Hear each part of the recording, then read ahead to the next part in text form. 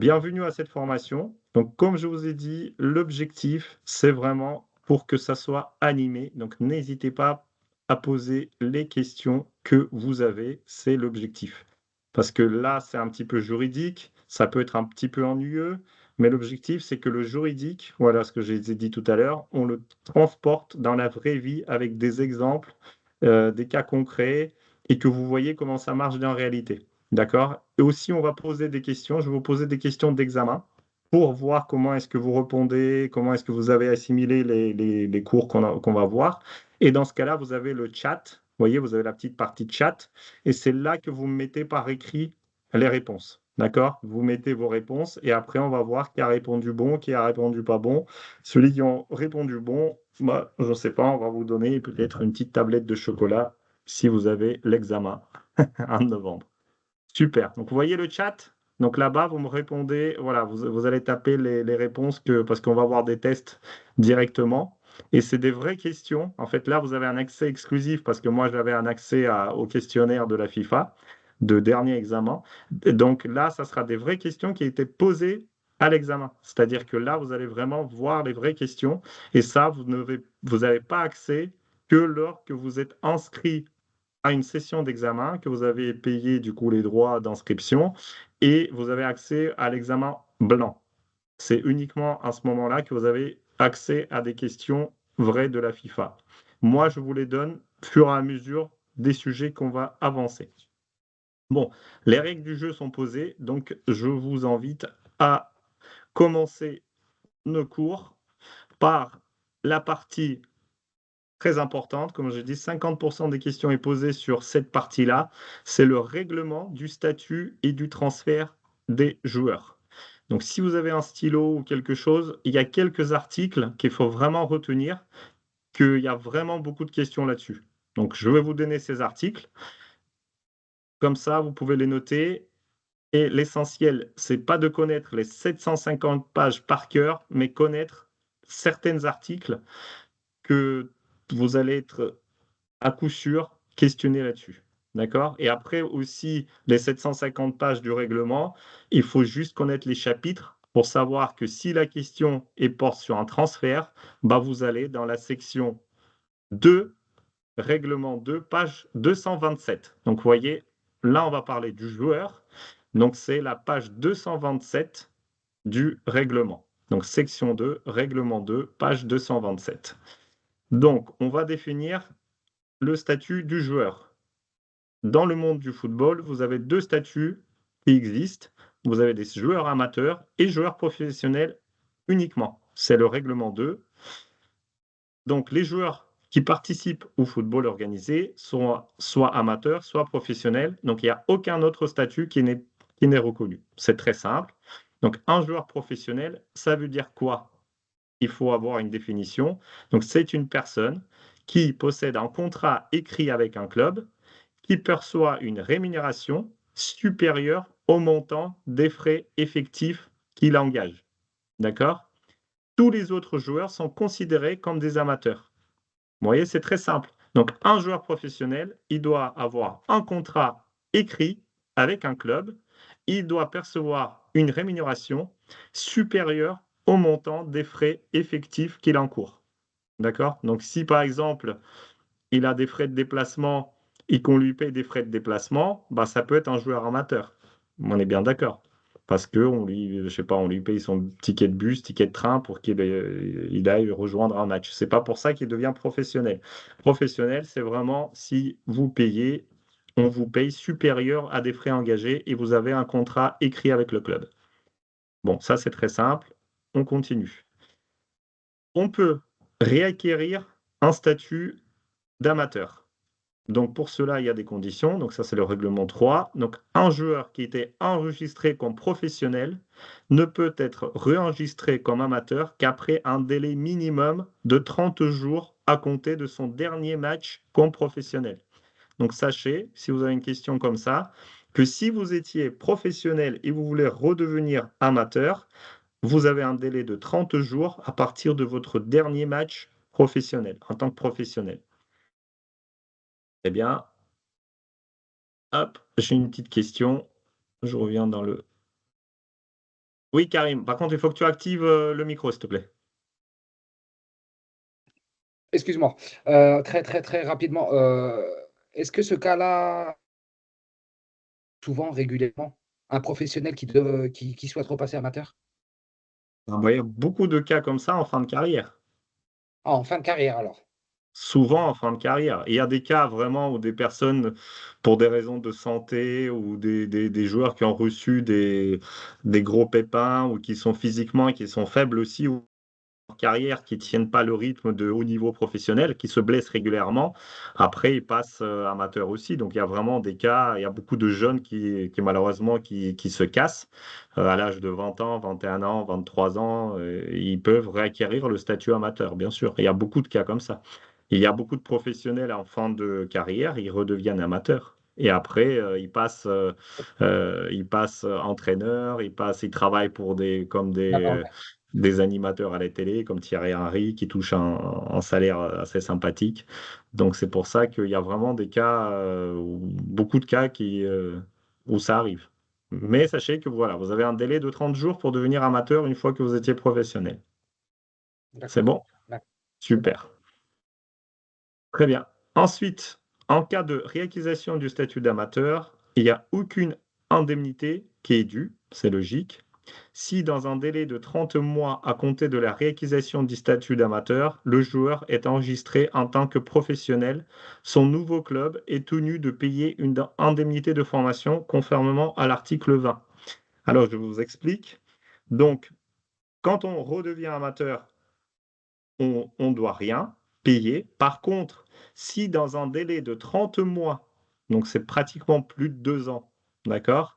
2 ans et demi, que on est passé amateur et qu'on redevient encore à nouveau professionnel, dans ce cas-là, toutes les indemnités de formation qui sont normalement dues être payées au club formateur, ils doivent être payés.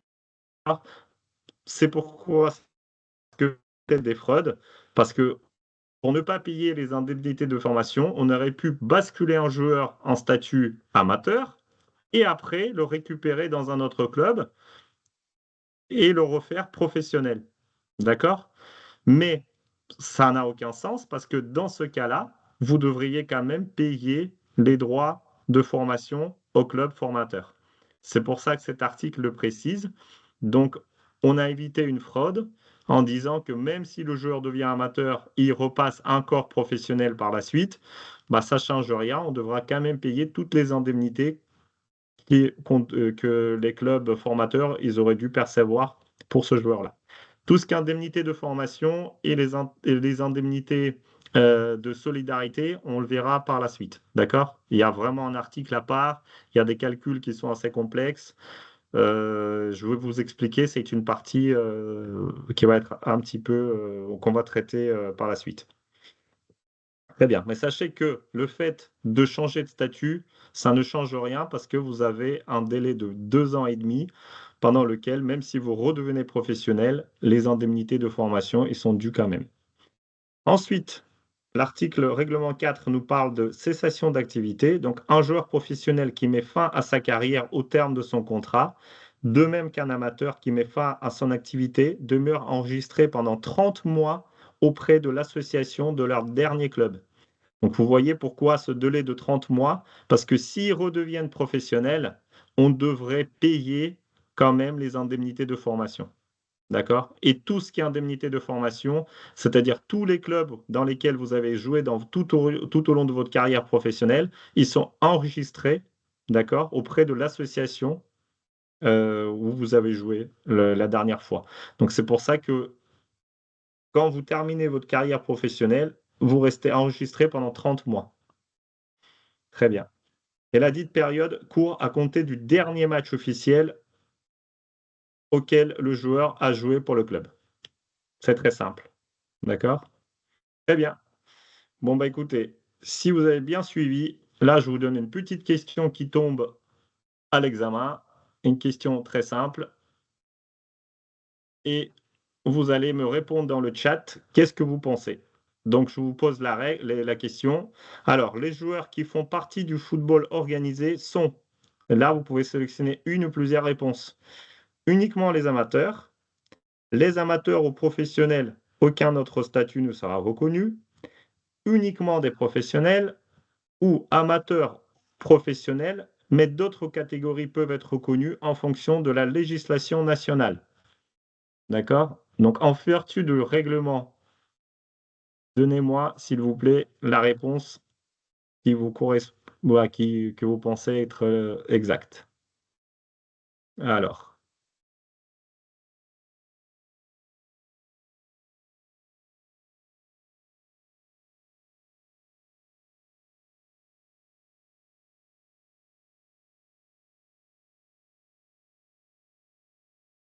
je vous donne une petite minute.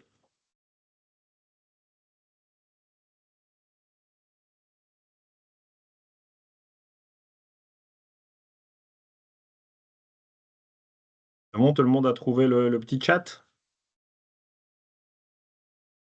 Parce que là, j'ai que 3 réponses.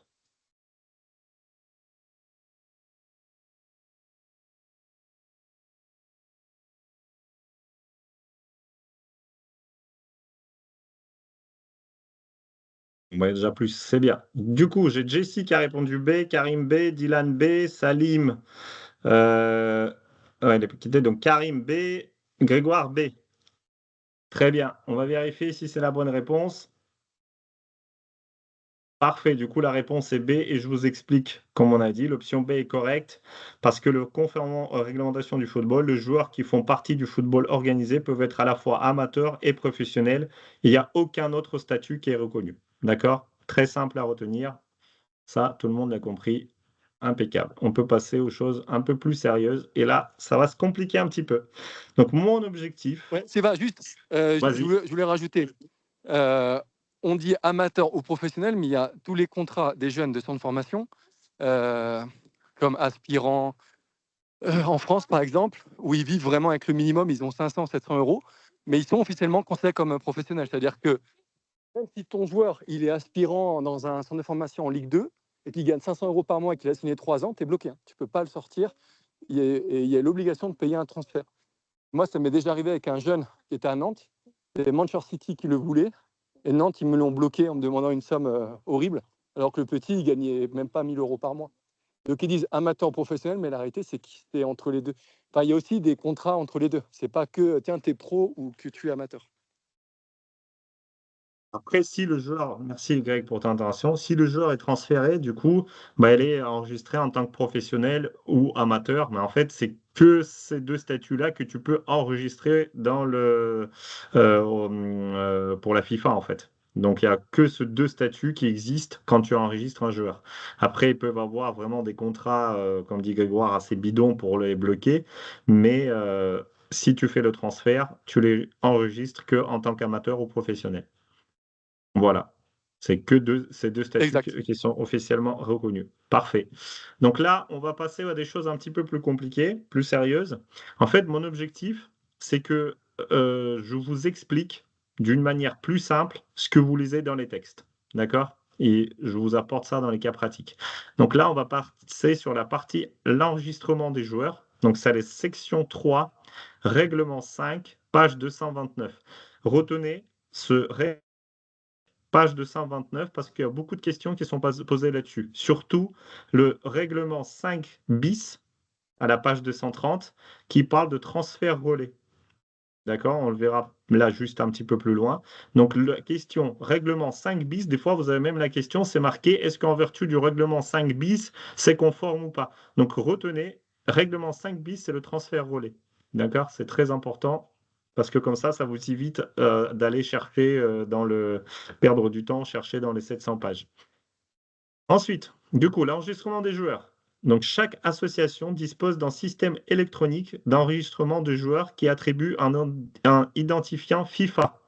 Donc, c'est le règlement 5.1, page 229. Donc, chaque association membre de la FIFA doit enregistrer des joueurs. Très classique, très simple. Un joueur ne peut être enregistré qu'auprès d'un club à la fois. Règlement 5,3, page 229. Si il y a des personnes, surtout ça arrive dans les pays un petit peu qui sont pas très corrects, en Chypre, en Turquie, dans des pays un petit peu malsains comme ça. Il y a des joueurs qui sont enregistrés dans des clubs différents. Donc là, c'est des sanctions qui peuvent être et pour le joueur et pour les clubs. Donc ça peut aller jusqu'à interdiction de recruter des nouveaux joueurs. Voilà, il y a plein de sanctions qui peuvent tomber. Donc il faut faire très attention à ça. Et là, je vous ai mis en rouge la partie la plus importante. Donc, un joueur peut être enregistré auprès de 3 clubs au maximum au cours d'une même saison. D'accord? Si la saison là, elle commence 2024-2025, il y a un joueur qui arrive dans un club. Ensuite, donc il a joué au début de la saison pour un club. Ensuite, au début de la saison, lors du transfert d'été, il s'est fait transférer dans un autre club et l'autre club l'a prêté pendant la fenêtre hivernale. D'accord? Donc là, vous avez le même joueur qui est au sein de 3 clubs dans la même saison. C'est le maximum autorisé. Donc vous ne pouvez pas, pendant la même saison, faire plus de 2 transferts du coup. D'accord? Parce que du coup, ça vous ferait plus de 3 clubs dans la même saison. Par contre, faites attention parce que durant cette période, un joueur ne peut être qualifié pour jouer en match officiel que pour 2 clubs. D'accord? Retenez ça bien. Donc, 3 clubs maximum, mais que dans 2 clubs, vous pouvez jouer des matchs officiels. Et vous avez des exceptions si les saisons se chevauchent. Si, par exemple, il y a une saison, vous jouez en Russie, ou là-bas, c'est la saison qui se termine, par exemple, en hiver, vous avez une pause hivernale, et du coup, les transferts, les saisons se chevauchent. Voilà, mais ça, c'est vraiment des cas exceptionnels, à part si vous changez vraiment des pays où les saisons ne sont pas pareilles. Si vous faites partie des 90% des associations où les saisons sont, du coup, ça commence en septembre jusqu'à mois de mai, voilà, vous faites partie de cette règle-là où vous ne pouvez pas jouer de match officiel pour plus de 2 clubs. D'accord? Et vous avez des réglementations spécifiques, par exemple la Ligue des Champions, où là-bas, vous ne pouvez pas jouer, si vous avez déjà commencé à jouer avec un club la Ligue des Champions. Vous vous faites transférer pendant la fenêtre de transfert en hivernal. Et bah, du coup, vous ne pouvez plus jouer pour un autre club dans la même compétition. Voilà. Vous avez des compétitions comme la Ligue Europa, Ligue des Champions, c'est bien précisé. Donc, c'est le cas. Par contre, si vous changez de championnat, il n'y a pas de problème, vous pouvez jouer dans un autre championnat sans souci. Et là, vraiment, il y a des exceptions qui sont liées à des compétitions internationales. Donc là, c'est le règlement 4, page 229. D'accord? Sur ça, donc là, on va finir la page et après, on aura quelques questions. Ensuite, vous avez un identifiant FIFA, c'est le règlement 6, page 230. Bon, ça, c'est un identifiant que vous avez quand vous enregistrez du coup le joueur. Logique. Oui, il y a une question. J'écoute. Ouais, Qui a levé la c'était main? moi. Vas-y, Je voulais te dire, vas-y. donc, pour la Champions League, oui, mais si, par exemple, le club il est reversé en Conference League, il peut recruter un joueur qui a déjà joué la Champions League. Imaginons la Champions League de septembre à décembre. Toi, tu vas en Conference League et tu peux recruter un joueur qui peut jouer une autre compétition européenne. C'est compliqué, vous avez Normalement, compris? comment, pardon? Non, en fait, voilà, c'est-à-dire que si c'est la Champions League et que le club est qualifié à sortir des poules et va en huitième, là, il peut pas recruter un joueur qui a déjà joué en Champions League. Mais si c'est une autre compétition, ce joueur il a été en Champions League en début de saison et après toi, tu vas en Conference League, normalement, tu peux recruter et le faire jouer en janvier. En Ligue Europa, par exemple. Oui, si tu es reversé en Ligue Europa, oui, c'est bon. Ouais, mais il ne faut pas que c'est la même compétition, mais si c'est une autre compétition européenne, c'est bon. Tout à fait, oui. Donc voilà, pour tous Tout à fait. les. Est-ce qu'il y a des joueurs qui ont des agents ici qui ont des joueurs qui jouent la Coupe d'Europe? À part CG. Non, rien que toi, Grégoire. Ok. Bon, on va parler d'autre chose, de la coupe régionale, coupe, ou départementale. Après, déjà, attends qu'ils ont leur licence. Ils ont leur licence et après, ils vont avoir des joueurs qui vont jouer les coupes européennes. Parce que la Conference League, ça touche jusqu'à des 10e places des pays, il y a même des clubs qui gagnent des coupes nationales et ils sont en Ligue 2, Ligue 3. Ça peut monter vite en Europe. Donc, et vos joueurs, vous pouvez vite les retrouver à un niveau international. Très bien. Et d'ailleurs, la Et Coupe d'Europe va commencer, les préliminaires vont déjà commencer début oui. juillet. Ah Là, oui, oui, le, ça le commence. 5 juillet, ça commence. La Conference League et la Ligue Europa, ça va commencer là et ça commence vraiment par des niveaux, des clubs très très bas, des Chypre, de Malte, Même Andorre, ouais. Andorre, ils commencent très très tôt, hein. Donc il y a des joueurs qui peuvent être joués dans les clubs comme ça, compétition internationale, Mm. même qui sont pas connus dans les clubs vraiment au fin fond de la campagne. Et moi, Voilà. de mon expérience, parce que souvent, on a des clubs qui jouent l'Europe tôt, comme à Andorre, et on dit oui, viens jouer avec nous, tu vas voir, c'est un grand tremplin, c'est une belle vitrine, mais en réalité, les matchs préliminaires, ils sont vraiment pas regardés. Parce que tu vas tomber contre l'Albanie, il n'y a pas beaucoup de recruteurs. Moi, j'ai eu des joueurs qui ont joué à la Champions League dans des petits pays, et je pensais que c'était un gros accélérateur, et en fait, rien du tout. Rien. Alors, il Donc faut voilà, si tu vraiment joues que à tu Champions League, montes. quand tu joues vraiment contre les vrais gros clubs, au Mm. 3, 4e tour, là, c'est intéressant. Mais les tout premiers tours, il n'y a personne qui regarde, c'est dans les stades vides, c'est horrible. Ouais, c'est Euh, ça. Grégoire, je rebondis très rapidement. Tu dis qu'effectivement, ça n'a pas d'intérêt en termes de visibilité, mais pour le joueur, si. Ça fait de l'expérience quand même. Bah écoute, moi, le joueur, je l'ai mis, c'est un club qui s'appelle Interes Caldes, donc il a joué à la Champions League. Après, ils ont perdu au 2e tour. Et honnêtement, non, parce qu'il était tellement excité de jouer à la Champions League et la Coupe d'Europe que quand ils sont sortis, très tôt, tu vois, au bout de 2 matchs ou 3 matchs, son moral, il était plus motivé pour le championnat, en fait. Donc, je pense que finalement, il faut mieux. Tu vois, j'avais Bulgarie D1 pour lui. J'avais National en France et j'ai préféré le mettre à Andorre en Champions League et en fait, j'aurais pas dû. Parce que le mec, il n'était pas motivé pendant toute la saison derrière. Pour le championnat, il n'était pas intéressant. Donc, ça, c'est une question de stratégie aussi. Il faut mieux aller dans les grands championnats parce que la Coupe d'Europe pour les petits clubs, ça sert à rien en fait. Enfin, ça sert Après, à tout pour les clubs. ça peut être bien pour le CV, mais s'il monte pas très haut, ça reste quand même, c'est pas ce qui est regardé. Voilà, par les Sauf recruteurs. si, sauf si il est attaquant et te met un triplé à chaque match. Et là, oui. Mais moi, il était milieu défensif. Et voilà, donc c'est dur d'être repéré déjà quand tu joues ce poste. Donc franchement, si c'était à refaire, tu vois, j'ai un peu regretté le choix. Voilà. Merci. Et là, je vous fais une petite aparté par rapport à tout ce qui est compétition internationale, parce que là, on a parlé des joueurs qui peuvent transférer d'une compétition, donc Ligue des Champions, et peut jouer du coup la Ligue Europa s'il a déjà joué la Ligue des Champions dans la même saison. Et par contre aussi, petit aparté de règlement financier de FIFA, qu'on verra aussi après. Mais je vous fais juste une petite présentation de cette règle aussi. C'est maintenant, vu qu'il y a plusieurs propriétaires des mêmes clubs, vous avez des clubs qui appartiennent au même groupement, comme par exemple Manchester City, ils ont aussi des clubs dans des Belges, en fait. Il se trouve que ces clubs-là, ils se retrouvent dans les mêmes compétitions, en Ligue Europa, en Ligue des Champions, en Ligue Conférence. Et maintenant, la FIFA, les règles financières de FIFA, ils imposent que les deux clubs qui appartiennent du coup au même propriétaire, il faut que sa part soit moins de 30% dans un des clubs. Sinon, ils ne peuvent pas disputer la même compétition. D'accord?